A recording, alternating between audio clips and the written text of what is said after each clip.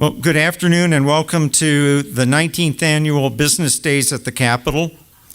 I'm Bill McGlattery. I'm the Director of Corporate Communications for Town Pump, and I also serve as Chair for the Montana Chamber of Commerce.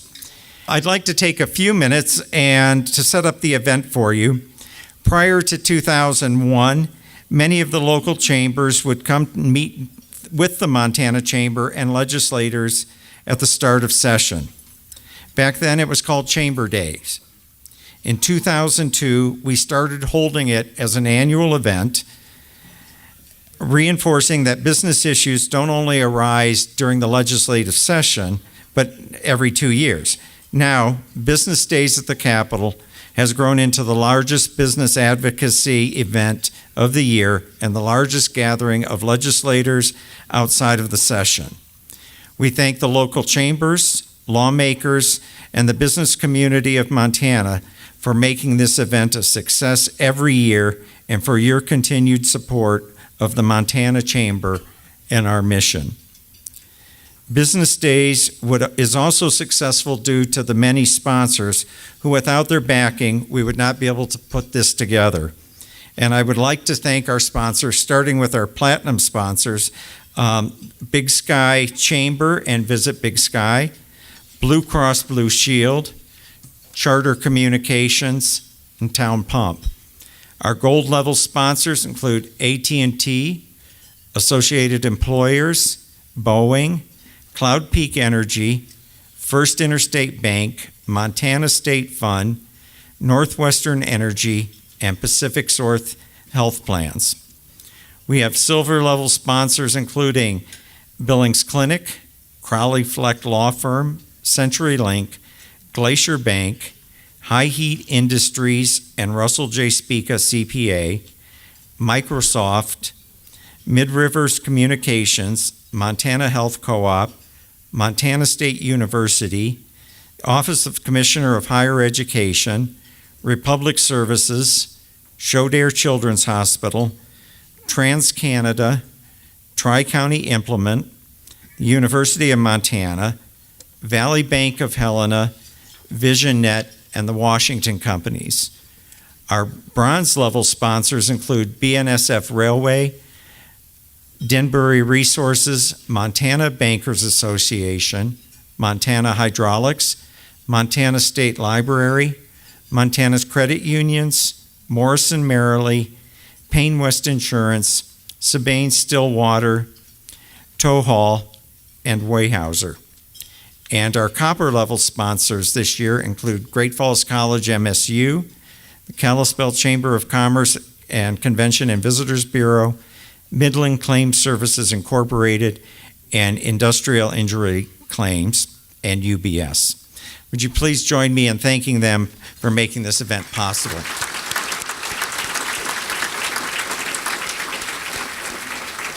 And this is also a record number of sponsors for us this year, so thank you. In the audience today are many members of the Montana Chamber of Commerce Board of Directors and the Montana Chamber Foundation Board of Directors. If these individuals could please stand up, I'd like to recognize them and thank them for the work they do in driving results, ensuring the Chamber goals and objectives are met, and that member needs are addressed. Thank you. And for those of you who may not be aware, after 20 years at the helm of the Montana Chamber, Webb Brown retired at the end of 2018. We appreciate Webb's leadership and the progress that was made during his tenure at the Chamber, including this event. I hope you will join us tonight at the banquet as we take more time to recognize Webb and his accomplishments. And this time I would like to introduce Mr. Kerry Hagerberg. Kerry joined the Chamber as President CEO in mid-December.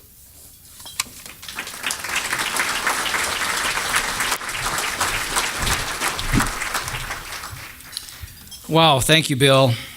And again, welcome to Business Days 2019. This is Montana's premier business event during the annual legislative sessions, and it's just a phenomenal thing to look out and see all of you in the audience here today.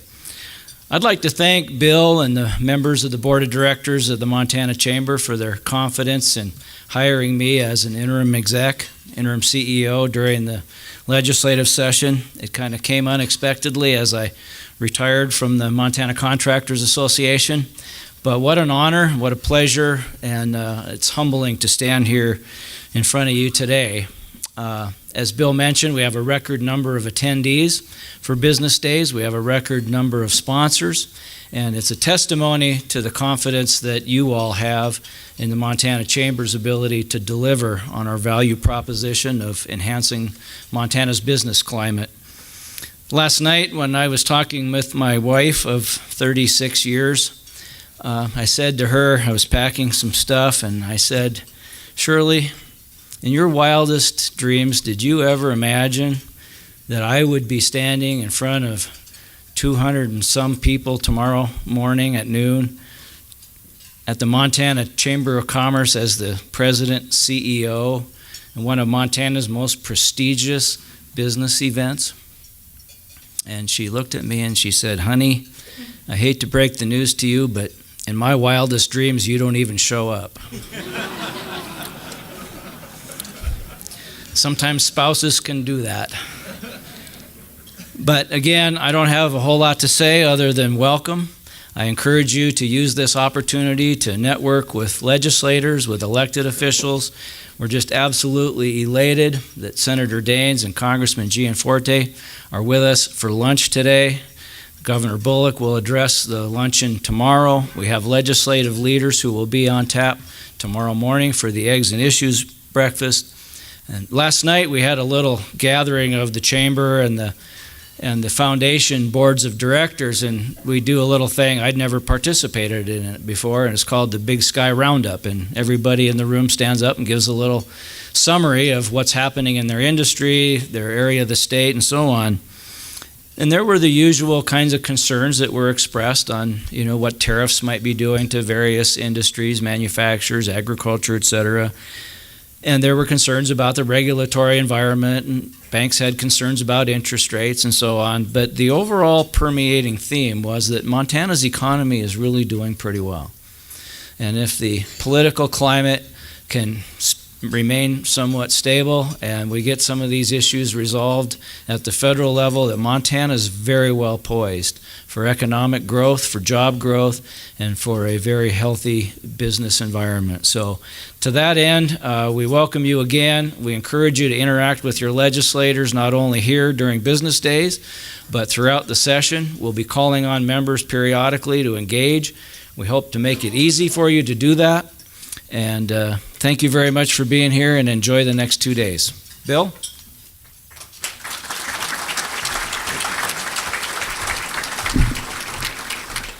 Thank you, Kerry. And I'd like to say that since Kerry's been on board, we've had very much a seamless transition, and we know, the board knows and is very comfortable that the chamber leadership is in great hands and that we have an outstanding team at the chamber, and Kerry is working with them every day.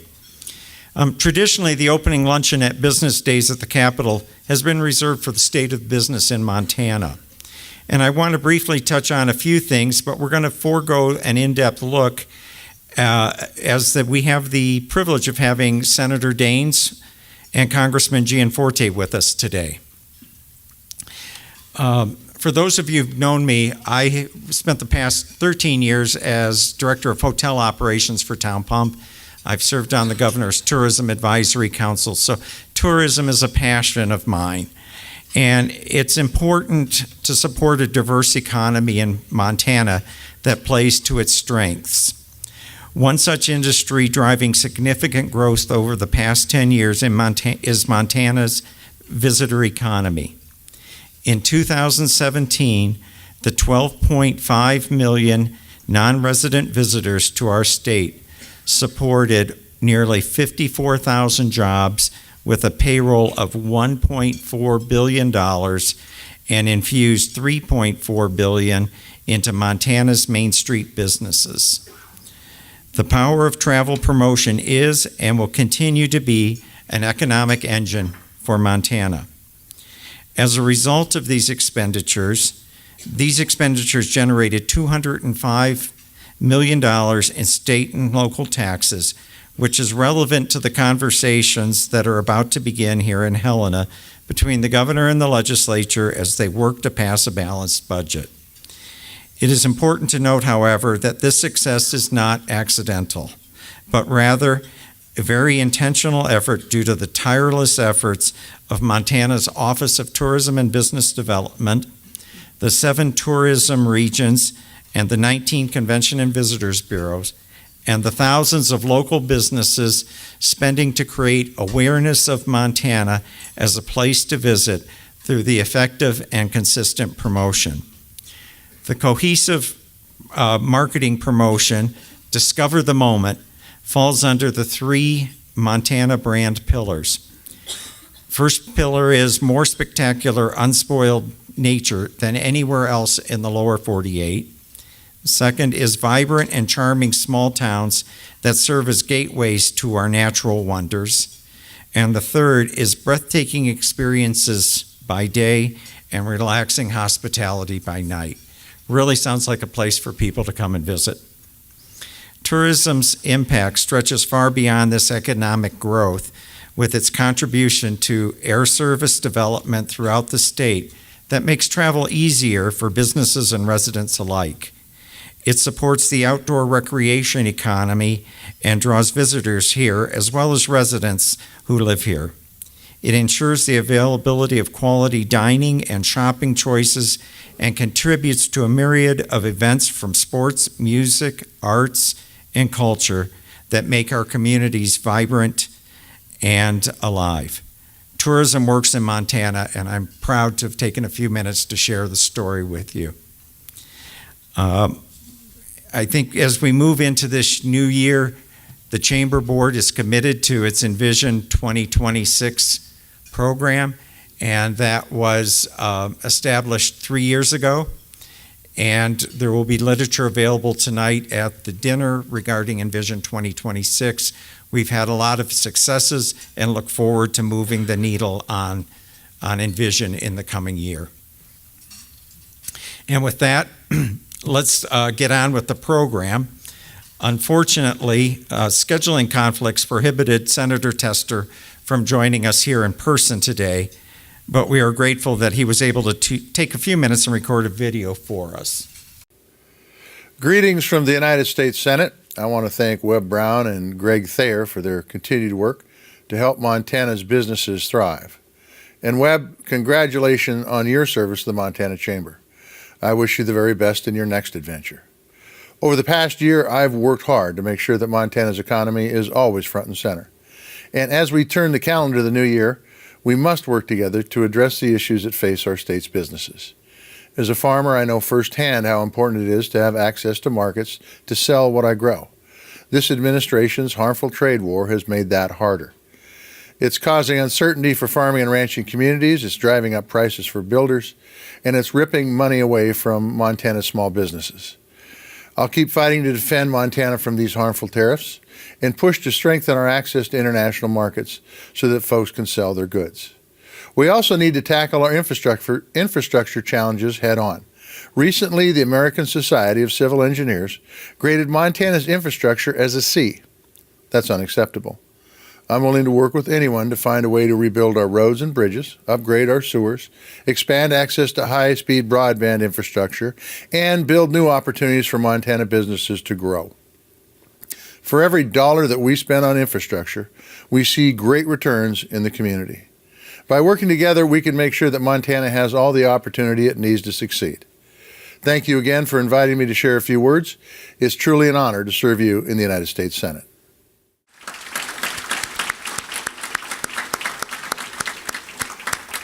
And I would like to thank the Senator for taking time to share his message with us today. Up next, I would like to welcome Senator Steve Daines to the podium.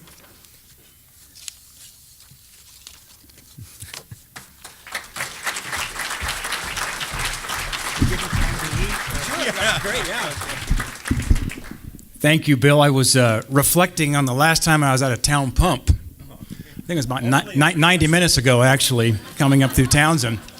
I got to tell you, if it weren't for town pumps, we wouldn't be able to keep my pickup on the road. And we say when you visit every county in Montana, I do that every 2 years, a 56 county tour. It's beef jerky and Diet Coke at town pumps most of the time. That's the glamorous life of traveling around Montana. Well, thank you. It's an honor to be here. And Bill, you just mentioned something that piqued my interest, and I heard you talk about the tourism economy. Just a quick update. I wrote a letter to Acting Secretary David Bernhardt of the Department of Interior on Saturday. I sent it to him literally Saturday, asking that we get funds released for our national parks to take care of plowing, patrol, restrooms, trash, basic safety and maintenance of our parks. We can keep them somewhat functioning here during this partial shutdown. To David's credit, he called me Sunday. I'm coming home from church. I see this DC number on my cell phone. I'm back in Bozeman. David called me and said they are making it happen. So I was really glad to see that quick turnaround, and that'll help minimize some of the impact. Well, I hope you had good holidays. For the Danes family, we had all 4 children home. That doesn't happen very often, as you know. As the kids get older, we now have 2 in-laws joining our 4 kids. So it's 6. We have our first grandchild due in February, which we're very excited about. So with all the grand dogs and so forth, the Danes household, like many of yours, was very active. We also had a chance to get out and kill a couple of cow elk during the break as well, which was always fun during the shoulder season. So it was a great holiday break for our family, and now it's certainly back to work. I want to tell you, it's folks like you all in this room at the Montana Chamber that keep this economy growing. You know, politicians will take credit for creating jobs. Now, as many of you know, I've spent most of my lifetime either directly working in the private sector or being the son of parents who were working in the private sector, and I realize politicians don't create jobs. The jobs that I see in the private sector are being created by the folks right here in this room, of which I'm very grateful for. You're doing the hard lift. As many of you know, I grew up in Bozeman, but before my folks got to Bozeman in 1964, Dad was a young Marine in Missoula going to school there. My mom was putting him through school at the Missoula Merc. In fact, she was pregnant with me. 7 months into her pregnancy, Dad graduates and couldn't find a job here in Montana. He sent letters everywhere. He got a business degree, and things, as many Montanans know, it's not always easy to find a job, particularly back then. It's gotten a lot better.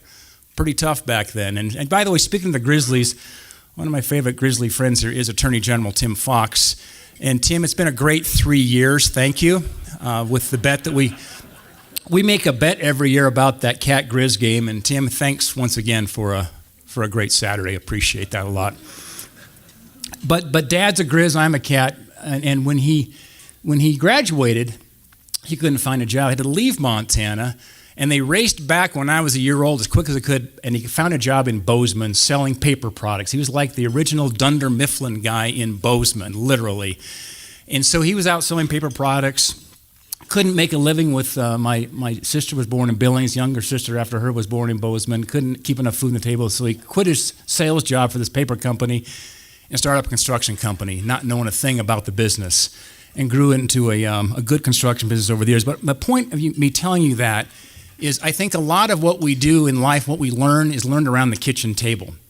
Hearing from Mom and Dad as Dad was trying to keep more jobs going forward, Mom's running payroll. They were truly a partnership starting up a small business here in Montana. I remember graduating from Bozeman High in 1980. I remember going to Montana State University. For me, going to college meant I went somewhere that was closer than going to high school. We live in the south side of Bozeman.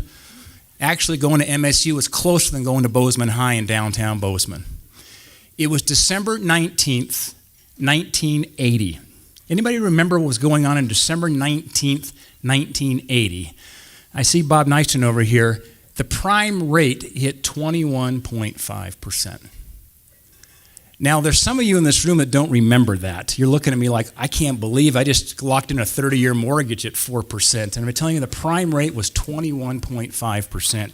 I remember those days, and many of you in this room remember those days as well. And I remember Dad calling me. I'm studying chemical engineering at Montana State, and Dad called me and said, Steve, you better stay in school because I'm not sure we're going to have a business with what's going on. A lot of Montanans lost family farms and ranches. Dad was one of 2 builders that survived in Bozeman during those tough years. We got through it, graduated in '84 in engineering, and I had to leave Montana to get a good paying job back in 1984. And I was watching Montana closely. We were always coming back home. Always came back during the holidays, came back during the summertime to fish and backpack. And then in 1992, Robert Redford put a fly rod in Brad Pitt's hand and said, let's go out to the Gallatin here and shoot a little movie. And there was a turning point in this state, in many ways, with that movie, River Runs Through It. This sleepy cow town called Bozeman. In fact, when Mom and Dad moved there in '64, it was about 15,000 people. It was a little cow town attached to a university. And now we see what's happened in places like Bozeman, places all over the state here that are starting to see some prosperity and some growth, although Bozeman's a bit of an asterisk, the fastest growing micropolitan now in the United States.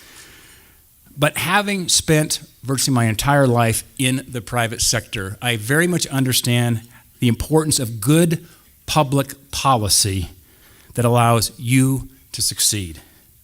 Not needless regulations, not policies that work against you.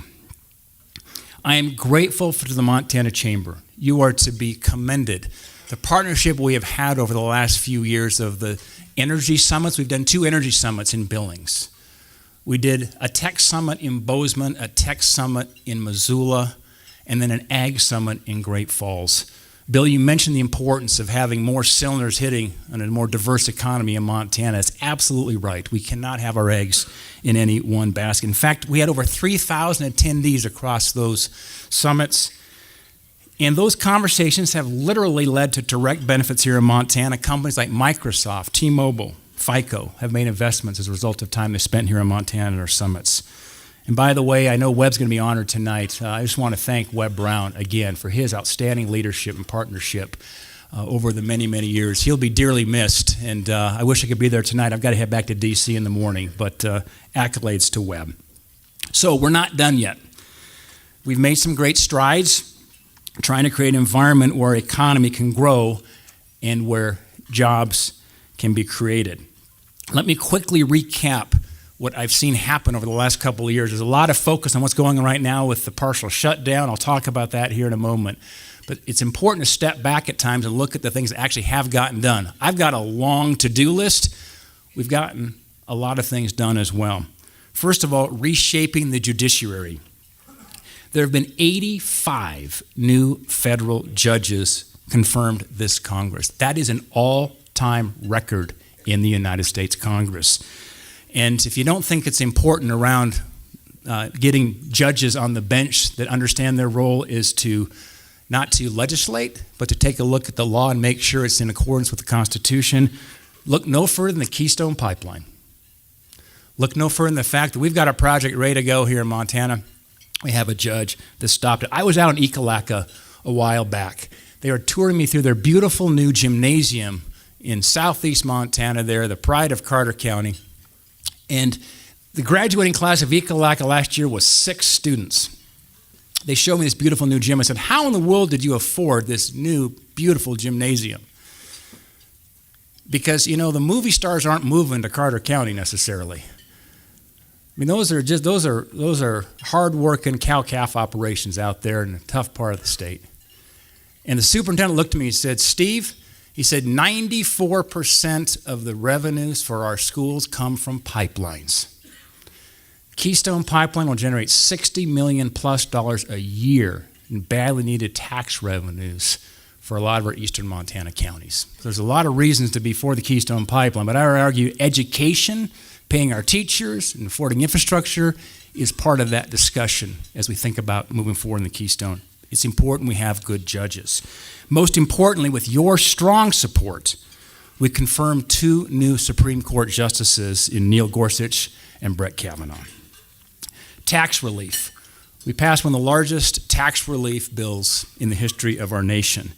That's averaging out to about $1,000 on average per Montanan of their hard-earned dollars they get to keep. The pro-family child credit doubled. We got tax relief for Montana's growing craft brewers and distillers. And I can tell you, in the middle of that debate, I was not signing on initially that tax bill because I didn't think it did enough for what we call pass-throughs for LLCs, rest course. And it was a Sunday afternoon. My wife and I were in Bozeman. It was just around Thanksgiving time, and I got this unlisted call on my cell phone. I said, I better answer it. And the operator said, this is Air Force One dispatch calling. The president would like to speak with you. So I looked at Cindy. I said, shh, I got a call coming in from the president. So he got on the phone. He said, Steve. I said, what? He says, what can we do here to get you on board with this tax bill? And I explained to him the importance of small businesses, of the pass-throughs. Around looking at the stats, if the goal of tax relief is to grow the economy and create more jobs, where are the jobs being created? They're on the S-Corp and LLC, the pass-through side of the ledger, more so than anywhere else. We've seen that in recoveries from recession and so forth. And I said, Mr. President, we need better relief for the smaller businesses, the pass-throughs. He listened to that input. I was grateful we got that in the final bill. Regulatory relief. We've cut 35,000 pages approximately of the nearly 96,000 pages of regulations out of the Federal Registry. Think about that. Taking 35,000 pages out of a 96,000 page registry. Congress repealed a record number of job-killing regulations. It's the lowest level of regulations we have seen in 25 years. Forest management.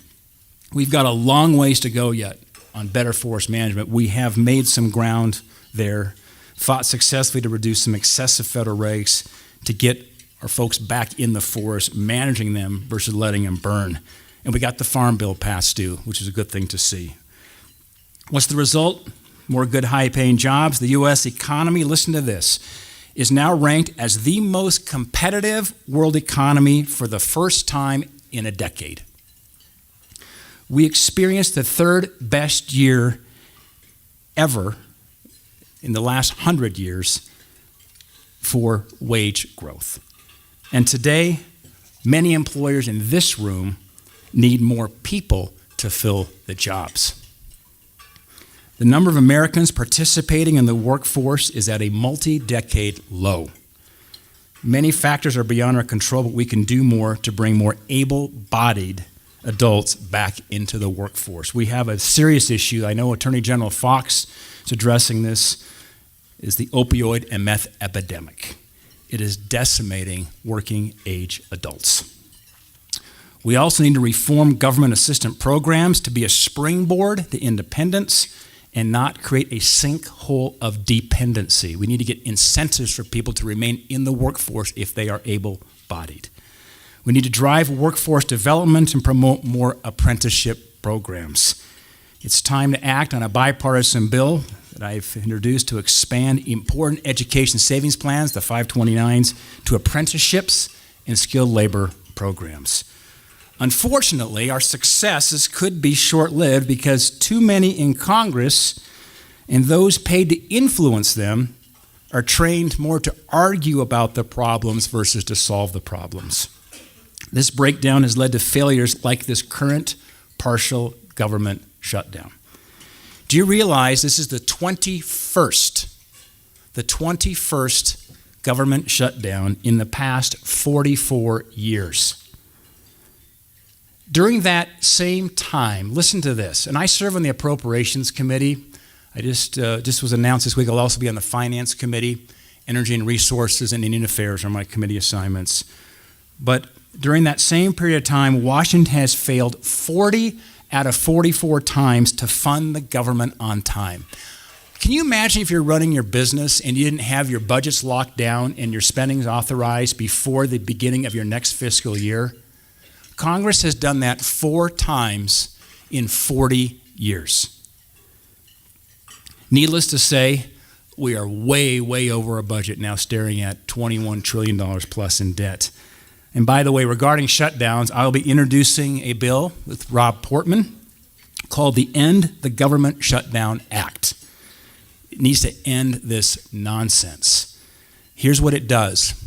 This bill would allow government funding to continue for 120 days with 1% cuts then coming every 90 if they can't reach a budget deal. But I don't believe it is right that we have Border Patrol agents right now as we speak, as well as over 13,000 federal employees here in Montana whose paychecks are being withheld. We need more accountability for results.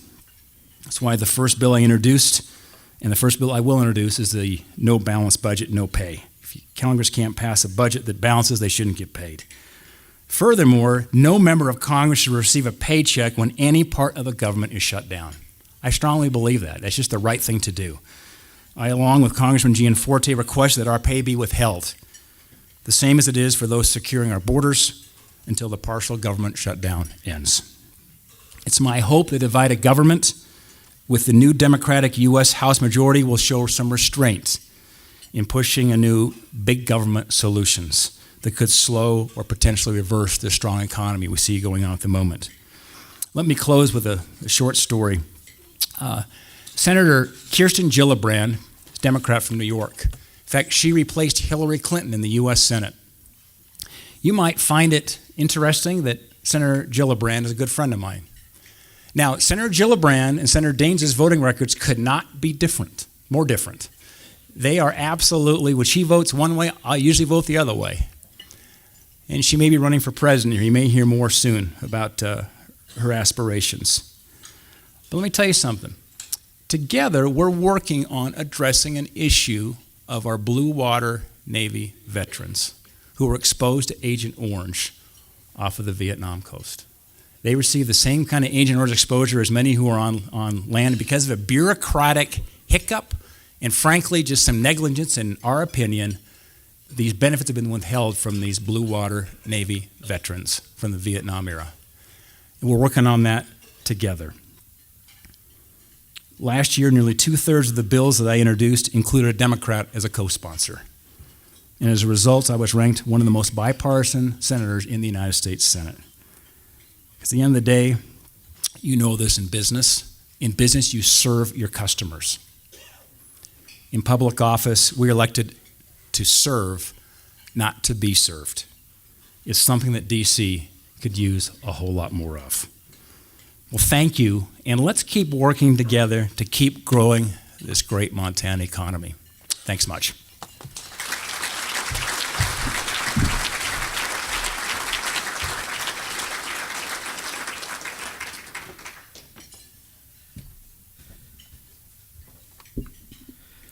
Thank you, Senator Daines. We appreciate you being with us and speaking to us today. Next up, we have Congressman Gianforte.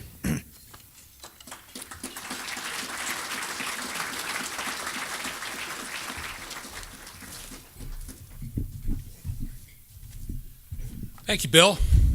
And it's a pleasure to be with you. And Bill, I just want to say my go-to breakfast when I'm traveling around the state is the sausage burrito at Town Pump.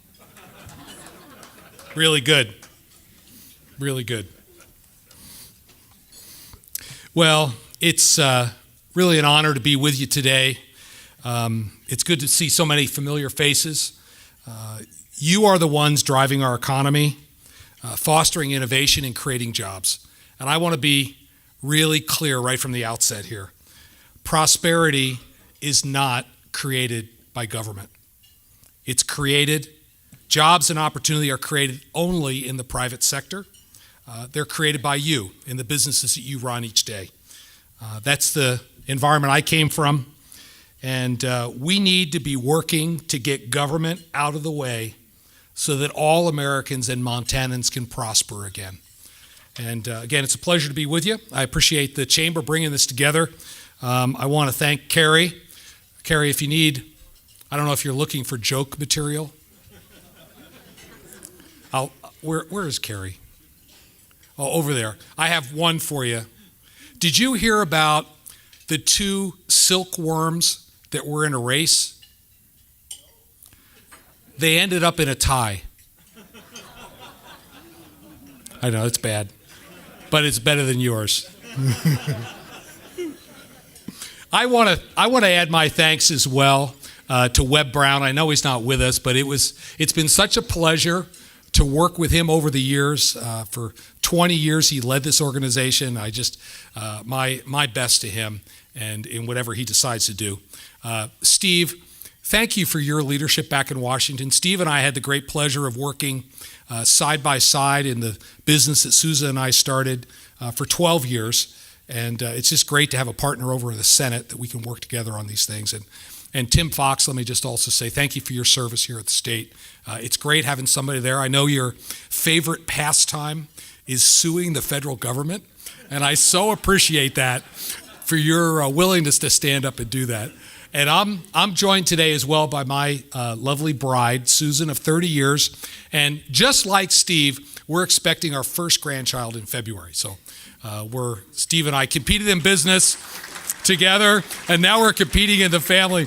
The other news about Susan, which I'm so proud of her, she filled her moose tag 2 days after the election. It was good. So the freezer's full. Well, last week I got sworn in for my second term, and I just want to say how much I appreciate all the support from the chamber. This new business of public service is not something you do by yourself. You do it with a big team, and I couldn't have done it without the chamber. So let me just start by saying thank you to all of you. I'm honored to serve as your lone voice back in the U.S. House. I take that responsibility very seriously, and I'll always put Montana first. That's why Susan and I commute to D.C. We're back. I'm proud to tell you I have not spent a weekend in Washington, D.C. yet. We get back to touch home base each weekend. And as Steve shared a little bit, there is good news. Our economy is booming. The pro-growth, pro-family policies that we've put in place are working. In particular, I'm proud of the tax cuts we put in place to help all hardworking Montanans and our families. A typical Montana family under this new tax code that we put in place will take home about $2,300 more this year.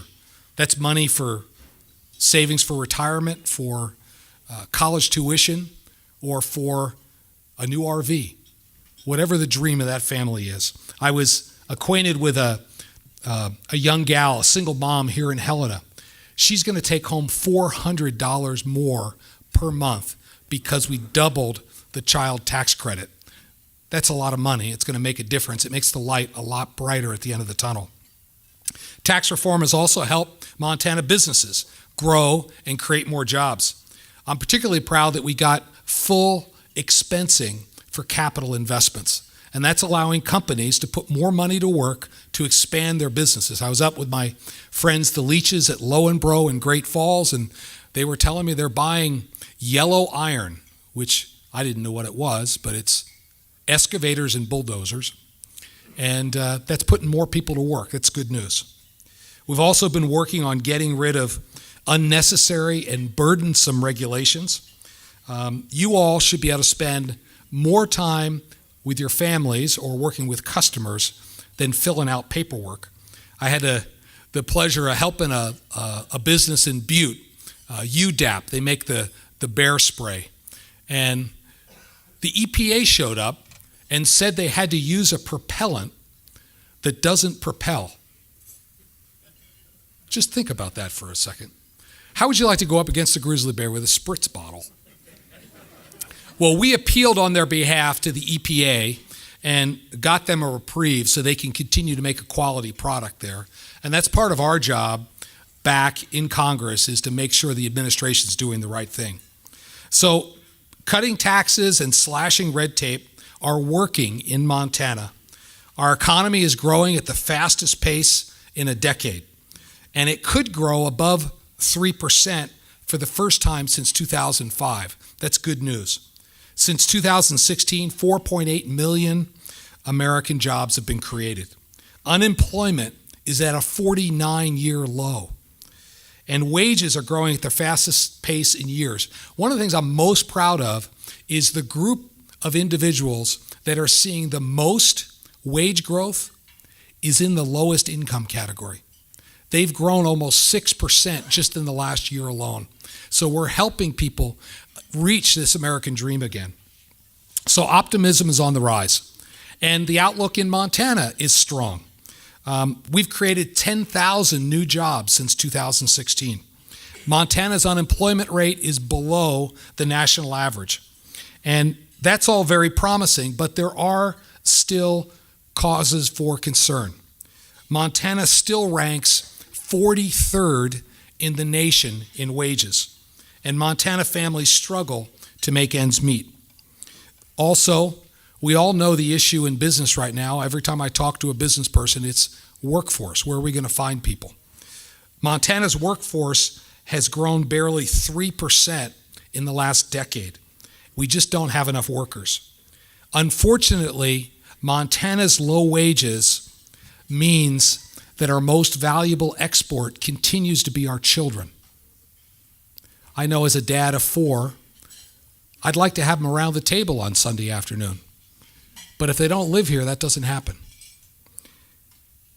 So we've come a long way from the high tax, high regulation era of the last administration. But imagine if Montana took a page from the pro-growth playbook. We'd have more jobs, higher wages here, greater innovation, and more opportunities for Montanans to prosper. I think this Envision 2026 is a tremendous roadmap to get there. That's why Susan and I and our family have been so supportive. I want to spend a couple minutes just talking about the 4 pillars because I think it's the right strategy for Montana. The first pillar is workforce development. We've got to ensure that Montana workers have the tools they need to succeed. And one conclusion I've come to, and many of you have as well, I believe, is that a 4-year college degree is not the right solution for every young person. There's many emerging sectors where specialized skills are required. We need to expand apprenticeships and programs that empower Montana workers, and we need to make sure Montana's job creators have access to the talent they need.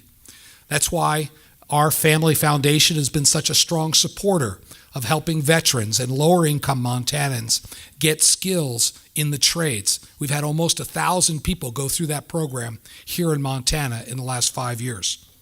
The second pillar is entrepreneurial development. Montana is a national leader in entrepreneurship. We have more entrepreneurs per capita than any other state in the country. And it's no surprise because our quality of life attracts them. And I'm proud to have had a hand in creating this. Susan and I started our little business in our home in Bozeman over 20 years ago with just $5,000. And it grew to 1,100 employees and one of the state's largest employers. Our average wage in Bozeman was almost $90,000 a year. Interesting, now, because of that vision, we now have over 300 high-tech firms here in the state. Tech adds diversity that we were talking about earlier. That is a great complement to agriculture and natural resource and tourism. And tech may be the best way to bring prosperity to Montana and allow our kids to come back home. In fact, tech, that sector in Montana, is the fastest growing business sector that we have. In 2017, revenue from tech firms in Montana was $1.7 billion, and it grew 70% year over year. This is a big opportunity. Montana's average high-tech wage is double the state's average. And to bring this back home, entrepreneurship is the key. That's why I am proud that our families worked with the Chamber and Liz Markey, who's here in the room, to bring youth entrepreneurship into our schools across the state. This program that was originally pioneered in Kansas is introducing young people to the opportunity of entrepreneurship. So just to make it really clear, jobs are created by businesses. Businesses are created by entrepreneurs. We need more entrepreneurs, and we need to help our young people understand that this is a career path for them, potentially. The third pillar, making Montana more competitive. We must reduce the cost of doing business throughout the state. Regulatory and legal reforms are necessary, but we also must lower taxes so that individuals and businesses can keep more of their hard-earned money. The fourth pillar is improving infrastructure. We have to rebuild our roads and bridges and maintain our national parks and bring reliable broadband to all of our Montana communities. Rural broadband is foundational for our new and evolving economy, whether it's ag or high tech. And it's also a very bipartisan issue. And that's why I've targeted this as one of the areas I'm going to focus on in the 116th Congress to make sure we get rural broadband across the state. We must also streamline the permitting process that ties up critical projects and layers of red tape. Faster permits allow limited infrastructure dollars to go farther. So I really believe we're turning a corner. You can see it in the optimism across the country and here in the state. During the prior administration, we really felt that the American dream was slipping out of reach. But now we're getting safer communities, a more secure America, a booming economy, and it's delivering opportunity. The American dream is coming back. Hope is coming back. And the strategy is not complicated. There's only three things. First, let people and businesses keep their hard-earned money. Secondly, we've got to reduce oppressive, burdensome regulations. And third, we've got to bring a customer service mentality back to government so it starts to serve the people again. We're getting back on the right track, but there's more to do. At a national level, we can't afford to go back to these failed policies. Here in Montana, we must also act. We've got to create an environment where businesses can grow and thrive. When we do, hardworking Montanans will see higher wages, more opportunities, increased prosperity, and greater upward mobility. So, folks, I'll always stand with Montana. I'll always focus on what's best for Montana. I'll always put Montana first. My door is always open to you. It's really an honor to be able to serve you back in Washington. Reach out when we can help. Thank you. God bless you, and God bless this great country.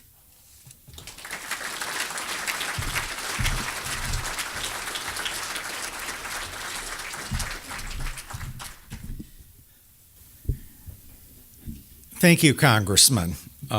Always great to have you here at Business Days and joining us once again. You know, frequently as we talk to our peers across the country and other states, they talk about the difficulty they have in getting face time with their congressional delegation. And the fact that we have support from Senator Tester, from Senator Daines, and Congressman Gianforte here in person, and we will have the governor joining us tomorrow afternoon for lunch, speaks volumes to the support business in Montana receives from both sides of the aisle. Thank you for taking time here and for all of the work both of you do in Washington for us.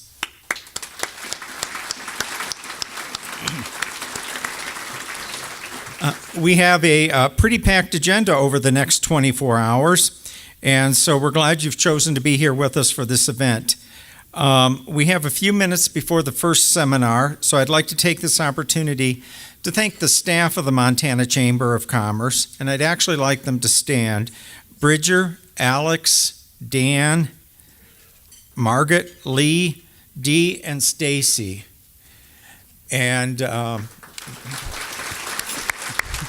thank you for everything you do for the Chamber and for business in Montana, 24/7, 365. And finally, Business Days is also the time that we recognize our High School Business Challenge program. And you'll hear more about that program tonight at the banquet. But if you peek into the program you received, now there's a listing of silent auction items that'll be available tonight. Additionally, Delta Airlines and Alaska Airlines have each generously donated 2 round-trip tickets to be raffled with proceeds going to benefit the High School Business Challenge. Stacy has tickets out at the registration desk, and we'll have some tickets this evening, but we're looking for a sellout, and so 2 lucky winners will be drawn tonight. We have a few minutes before our first presentation. Actually, we have about 15. So please take some time to mingle and get to know people and have a great time during business days. Thank you.